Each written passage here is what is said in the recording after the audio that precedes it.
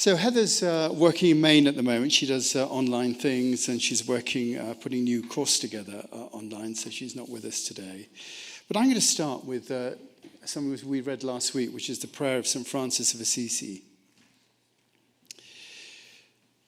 Lord, make me a channel of your peace. Where there's hatred, let me sow love.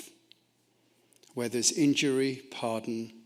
Where there's doubt, faith. Where there's despair, hope. Where there's darkness, light. Where there's sadness, joy. O divine Master, grant that I may not so much seek to be consoled as to console, to be understood as to understand, to be loved as to love, for it's in giving that we receive, and in pardoning that we are pardoned, and it's in dying that we are born to eternal life. Now, this is really the context we're using for a moment to look at a series that we're doing on the subject of the art of navigating life. And if you're interested in other aspects of that, the last few weeks, if you look at the red card that's on the chair in front of you, that'll show you how to get the podcasts or the live on YouTube, the messages. And if you want to put your name on our mailing list, the blue card in front of you, you can just fill that in and just pop it in the plate or wherever. Last week we talked about an idea of the golden thread that we can use to follow our path through life, discovering a golden thread within us, a connection with the divine that leads us to respond appropriately with whatever values or whatever that is at the center of us to the circumstances that come to us in our lives. The evidence of having found this golden thread is when we feel that peace in our hearts. No matter how difficult the circumstances are, there's a sense of peace. You know, in Christian terms, the peace that passes all understanding. And I always think interesting, the peace that passes all understanding suggests that it's a peace that bypasses the mind, that is just there within us that we can reach. We also spoke about how much of the difficulty we have in our life comes from the perception of opposites. We're looking at navigating our way through life. And the fact there are so many opposites, we feel you have to choose one or the other, or, you know, what decisions do we make? And in reality, what we're talking about is the idea that opposites fulfill each other rather than compete. We don't have to choose between opposites. We can contain both the opposites. What we think are opposites, things that we have to choose between, are really different places on the same spectrum. Birth and death are different places on the same spectrum, male and female, sweet and sour, even left and right in politics. And I just held this up, and I'll do it again. It's one of the examples of both and, of containing, is the yin and yang sign, where in the white that there is the dark, and in the dark there is the light. And really, you know, that shows the containment of opposites in a whole, rather than having to choose either one or the other. And when you realize this, you know, we can see ourselves in any circumstances within that spectrum from whichever way we look. And we can know that the spectrum is one that is inextricably connected.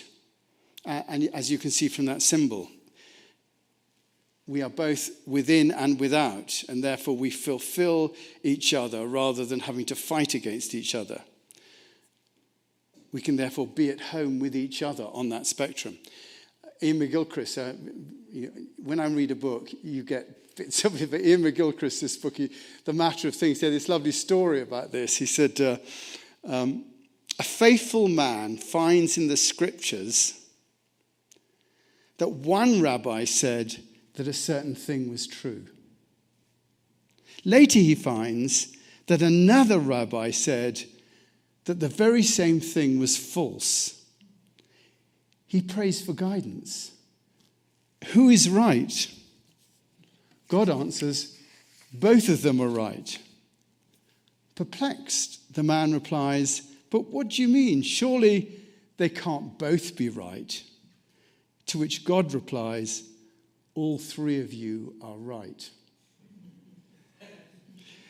And it's by holding these opposites together rather than trying to have one cancel the other out that we're able to be at peace with the slings and arrows of outrageous fortune. I'm going to talk more about this later next week, about this, holding these two together, how we can deal with the circumstances that come our way.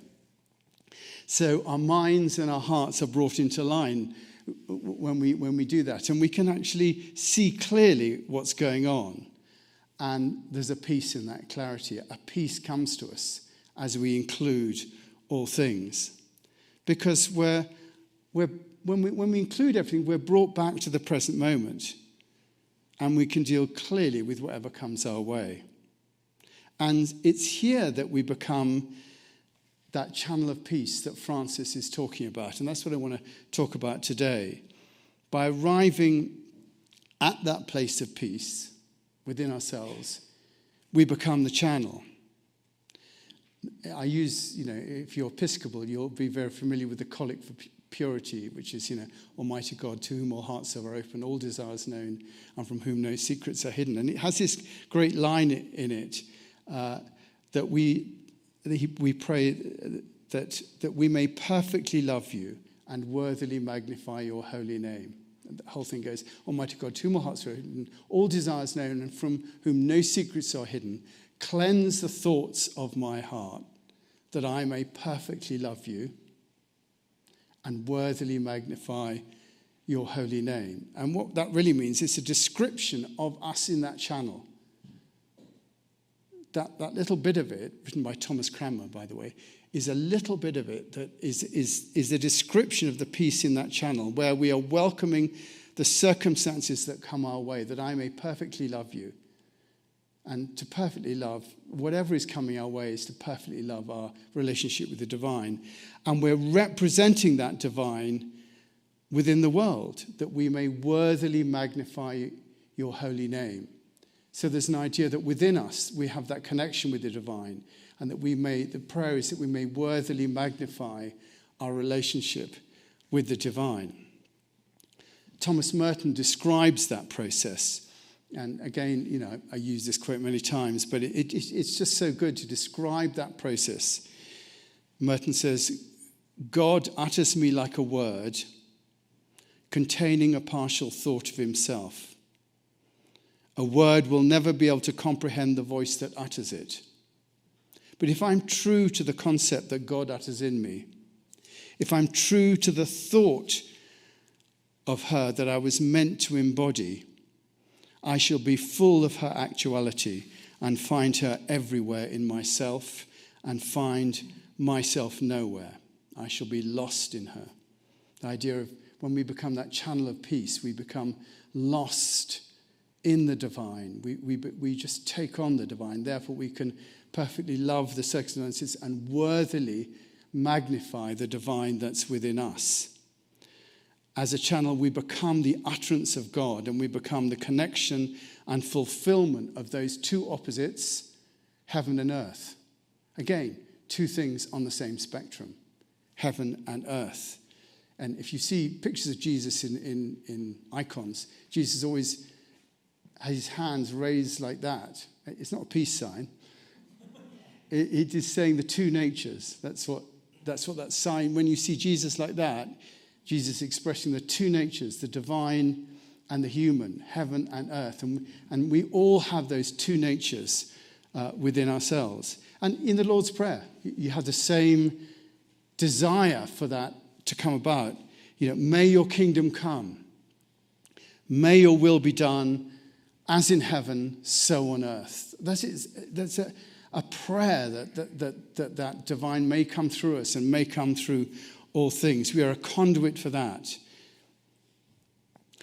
And the way we become that channel, there's only one way you can become, I'm afraid to say, is through practice. You become the channel through practice. You're never going to be able to automatically respond to the moment from that position of peace unless you have a muscle memory of the heart that's already primed for something to respond. Because if you haven't got that muscle memory of the heart, you'll always respond from your mind. And, do you know what the purpose of the mind is? To survive. It's a survival mechanism, the mind. The heart is not a survival mechanism. The mind is a survival mechanism. So you won't do what's necessarily best in the circumstance. That thing that James Finney says, given all the circumstances, what is the most compassionate thing I could do now? That is not how the mind thinks. The mind says, given all the circumstances, how can I make the most of this and get out of here and make sure it doesn't affect you? That's how the mind works.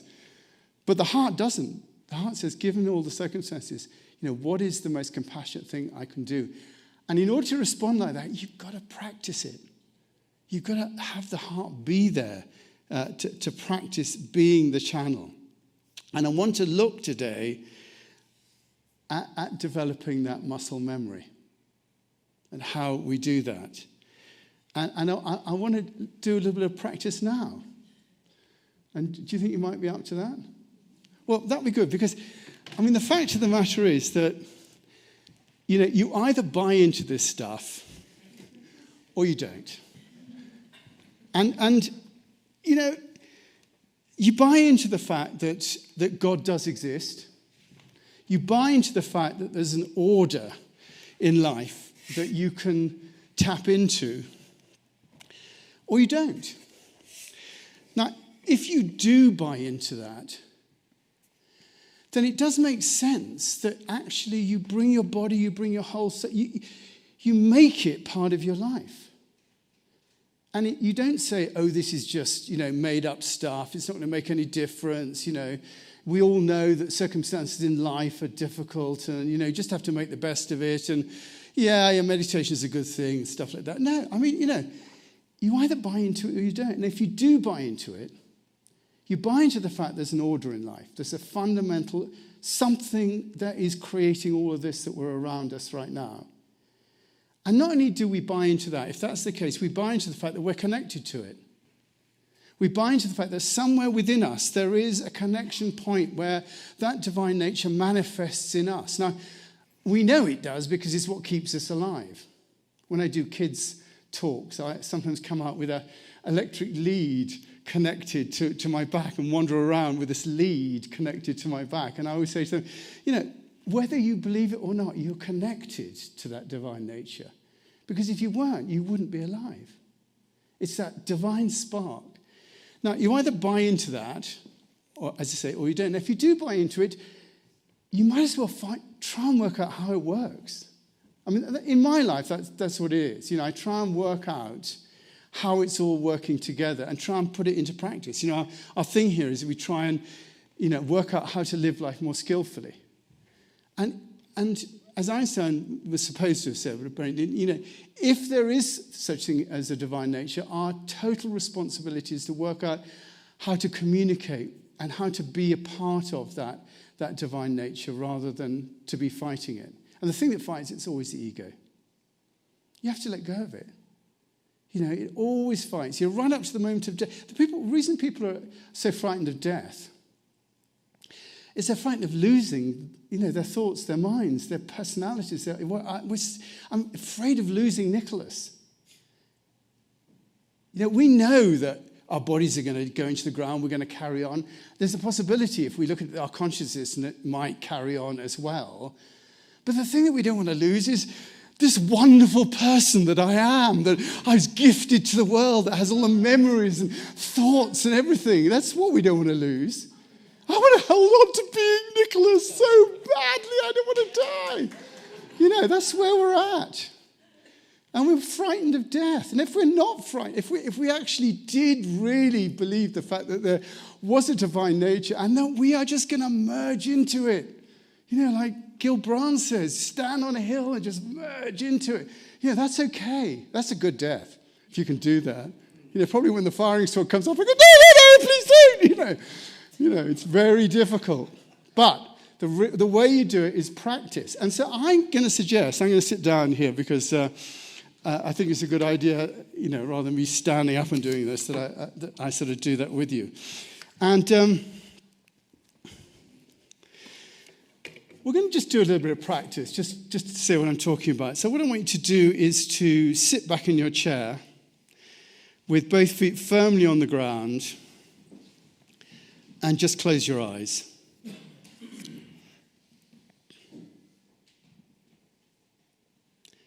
Just take a deep breath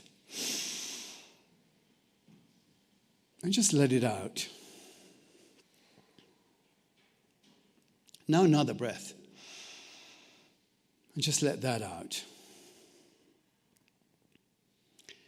And like we did at the beginning of the service, rather than all the, when's he going to stop? This is a bit weird. This is not a sermon. What's he doing? All that stuff, if you can let that all go and just focus on your breath. Let any thoughts that come just float off as your breath becomes the most important thing in the world.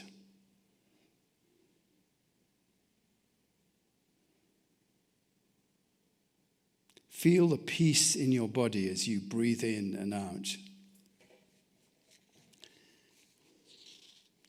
There's nothing else to do.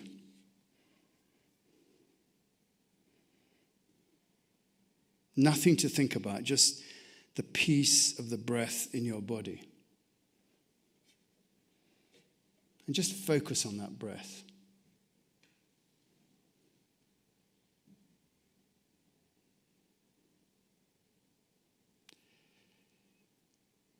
Now I want you to imagine a tube or a channel between you and the outside world, about a foot across. And as you breathe in through that tube. It's connecting you to the outside world. And as you breathe out through that tube. You've got a portal or a tube. Just try breathing in and breathing out through that portal or that tube.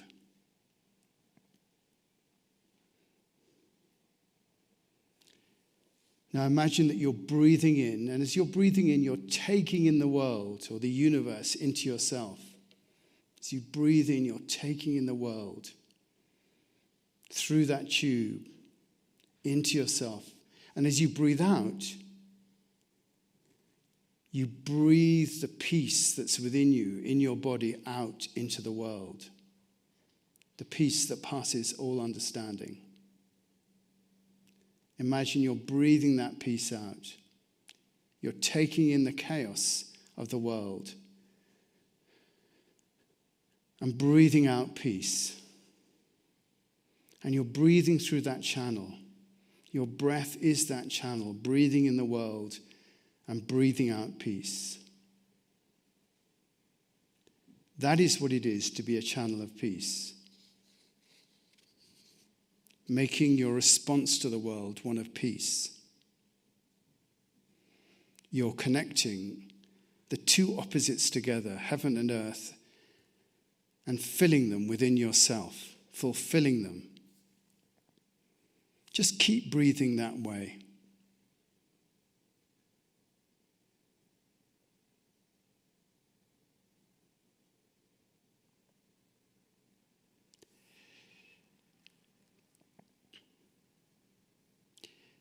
And now begin to realize that within the world that you're breathing in, that chaos, deep within it is the same divine that's within you. Just as that yin and yang sound, there's a divine at the center of all that, within the chaos that you're breathing in, and the same divine that you're breathing out.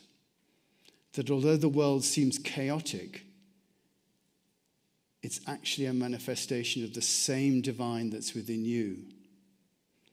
And that when you breathe in, you're actually breathing in that divine and connecting it with the divine within yourself.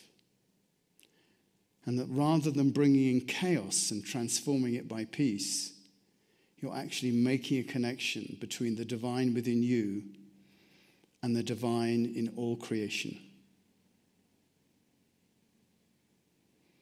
The action of your breath is to bring those two together. May your kingdom come. May your will be done as in heaven, so on earth. You are literally merging the heaven and earth within you to the heaven and earth that's all around you. Now just sit with your breath for a moment and have that realization.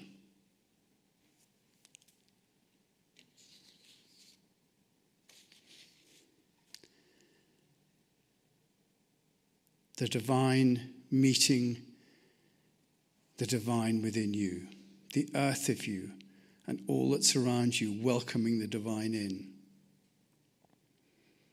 That is what it is to be a channel of peace. Lord, make me a channel of your peace, where there is hatred,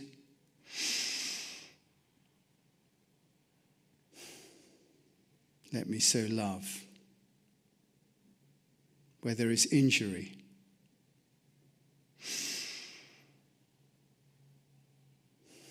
pardon.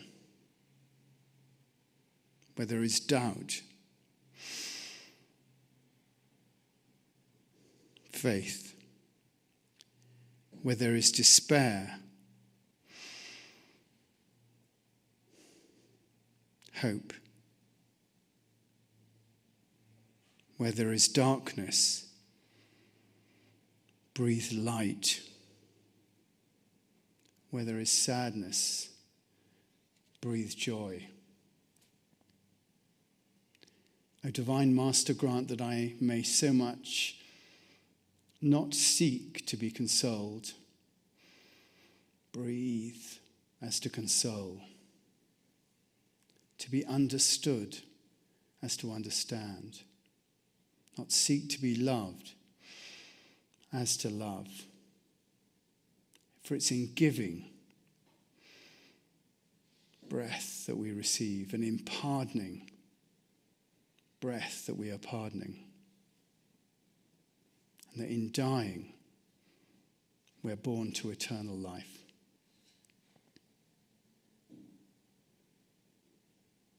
And just sit with that.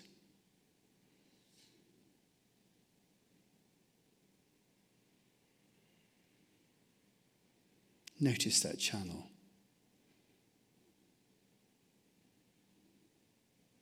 Notice you're always connected. You always have the choice.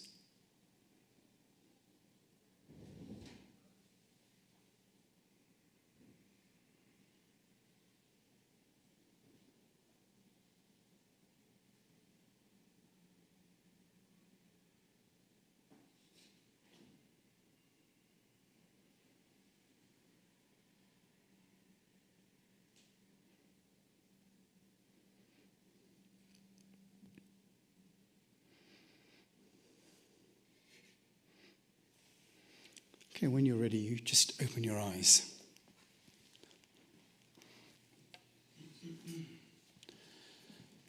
I just wondered if anyone would like to. Amy's got a microphone. We'll have 2 chances of speaking. Just anyone want to say anything at all? Just anyone want to put their hands up?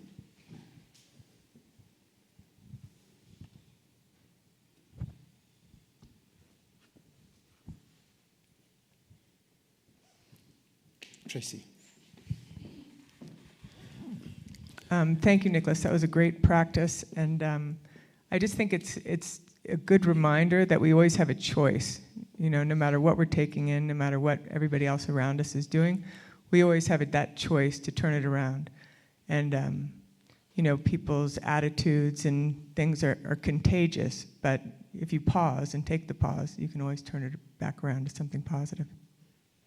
I think that's so important. You know, when we look around in public life, it often seems that people think they don't have a choice.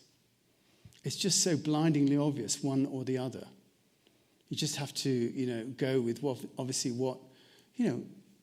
so obvious. And yet that's not the case. There is always the opportunity. You know, that famous Viktor Frankl, you know, between stimulus and response there is a pause. And in that pause lies your growth and freedom. That's not quite it. I can't remember exactly what it is, but that's nearly it, yeah. And that choice is always there with us, when we're in all circumstances, dealing with our children, dealing with our work, dealing with politics. We always have that choice. And thank you. That's great. Yes, Susie. Thank you for that. I don't know if people have the same trouble I have, but clearing my mind it must come with time and practice. But if I try to clear it, I have 16 things on my agenda that I have trouble putting in the back of my mind. Yes. So, I don't know. That's absolutely, I studied meditation, I think it was in 1989. That's when I first started doing meditation, and I just couldn't do it. I literally, every time I closed my eyes, I just had thoughts that continually started to come through. And there was no way, you sit there, only for 5 minutes, that's a length of time. And so I invented a particular meditation practice, which I then called the sewage treatment meditation practice. And the sewage treatment meditation practice is when you, just like, one of those sewers that spews out all that stuff, I just watched it, just spewing out all these thoughts and stuff like that. And just by watching it and not worrying too much about it, I just got a little bit of distance. There's an old meditation thing that they always say, which is, it's when you're doing meditation, it's like sitting by a river. And when a boat goes by, the boat is the thought. And the temptation is to get on the boat and go down the river with the thought. But if you can just sit there and watch the boat go by, that's really what you're being asked to do. And it does take practice. I've been doing it for more than 30 years and still, I do with what I have what's, beginner. I have the same trouble. But actually, I know that, it does get easier as you go along. But unless you're prepared to get over that, and here's a loud, but we do have a meditation class on 8:30 on Tuesday morning. So if you want to come along and practice, there's a good place to do that. But yes, it is difficult, and one's mind is always there. But what you're actually doing is you're building, by focusing on the breath, you're building your heart. And you're saying to your mind, no, thanks very much, but all that wisdom, that thought of the shopping list, what you watched on television last night, I'm not interested in that right now. I'm focusing on my breath. And it does teach the mind a lesson that it's not the most important thing. It seems to be the opposite of prayer. When I'm praying so many things in a row. And so that's not clearing my mind, but I pray every day. And so I have the list of people and things that I pray for. So to me, that's the opposite of meditation. And I guess it's going to take time to do that. That's a very interesting point. I include prayer within my meditation. In my practice, when I started to develop it, after I'd done that, I then began to use the Lord's Prayer as a way of disciplining my mind. And so I would sit there and I would actually, instead of focusing on my breath, I'd focus on the words, Father of us, the one who is in the heavens. Hallowed be your nature. And by focusing on those words, I just was on a staircase of some sort that actually was developing my heart at the same time. They weren't random, they were actually specific. And I used that because in order to actually go into that place of prayer, you've got to concentrate, you've got to focus. And those words become like the breath, if you can use them. And I'd also say that, when I actually do pray for people as part of my practice. And the way, for me, what that is I am now opening my heart with a focus and connecting with that pain or that issue that I'm aware of. And I'm making a connection from my heart to that place. And I find that real. This whole quantum mechanics thing about prayer, that you're, bringing it all together. I don't know. But, you're making that, and I think that's perfectly okay to do that because you're focusing, you're opening your heart. Your mind is serving your heart in that moment.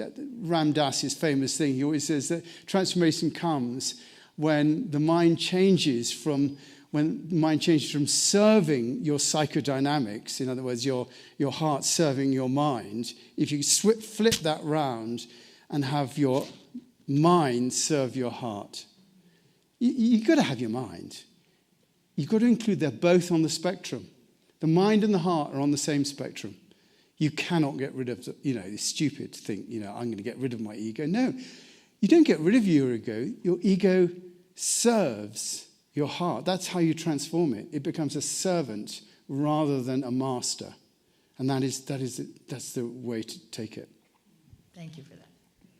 Okay, we'll have an opportunity you may not take it. Sometimes we have silence as well. But after this next song, there will be another opportunity to say anything you want to. So, yes, John. Yeah, we traditionally do have a time where people can just feedback. I always say that give out this information with a willingness to be wrong. And if you want to disagree or say anything, it's time to do that. But I always feel this thing about, the whole God thing and, believing it or all that sort of stuff, and you're either with it, either you go with it or you don't. I mean, it's a bit, when you include that, a lot of time, when you include it, you say, okay, I think there is I'm going to invite God into my home, my order. But what we say is, look, you can live in the attic, okay? I'll visit you on Sundays and say hi to you, but don't come and, I've got my own rooms and stuff like that. I'll take it from here during normal life. And, if I do need something, here's an emergency button and I'll have a word with you. And, but otherwise, just please stay in the attic. I don't want to have it all around the place all the time, because I need to live my own life. I need the marvelous Nicholas to look after everything and make sure it's all okay. I don't need you in there. But really, what we're inviting is that full expression of the divine to be within us and to acknowledged within us as much as we possibly can. And it is a function of being conscious. And the way that we become conscious is by being in the present moment. That's how we know we're conscious, because that's the place actually where the connection actually lives, by being conscious in the present moment. Thich Nhat Hanh's famous thing that your true home is the present moment. That's where we connect. But when you're in your head, you're not in the present moment. You're in your head. But when you're in the present moment, you're connected. Your heart's connected at that level. So, anyone want to say anything else, disagree, or we could just have a bit of silence? Yes, Liz. Thank you, Nicholas, for your always inspiring messages. And I think what I take away, especially from these last couple of weeks, is seeing that things are on the same spectrum. That is huge. So again, whether it's, white or black or whatever, that it's really on the same spectrum. I think that can be an opening for me. Thank you. Thank you, Liz. I really appreciate you saying that, because I'm thinking of going into that next week a bit more about that containment of those two things. So I really appreciate that. Bruce. Excuse me. To put together the and both and the breath and prayer. There's a guy named Richie Davidson at the University of Wisconsin who pioneered scanning monks' brains while they were meditating. And these are guys that they go to retreats for 3 years. They meditate 18 hours a day. These are guys 40, 60,000 certified, meditation hours. Okay, and so when you watch their brain, it's the signatures. Some parts are just totally shut off. Other parts are lit up, type of thing.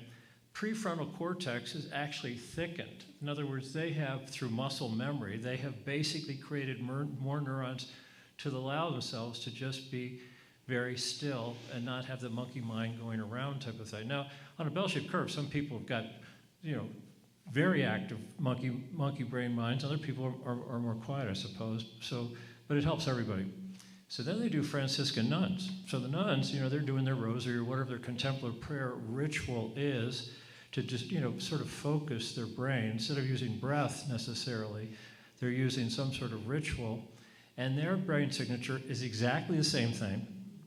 Their prefrontal cortex has been built up, muscle memory or mind gym kind of stuff. They are at one with God's love. The monks are at one with cosmic consciousness. And so, we're all different. So just as the Dalai Lama says, whatever religion is, if it's working, don't change it. But do be open to a sort of a more robust, sort of customized kind of approach. I think it's absolutely right. Yeah, it's not just all about doing meditation, sitting there on the stool. And that works for me, it works for some people. But for some people, and a lot of people here, walking in the mountains is the same. For some people, chanting is the same. There are lots of different spiritual practices that people do, and it is really about becoming present in whichever way that we can. So thank you for that. I really appreciate you saying that, because, you forget, you flog your own horse around, and yeah, absolutely right. That's totally correct. Anybody else want to say anything? Okay, good. Thank you, Amy. Appreciate my stand-in thing.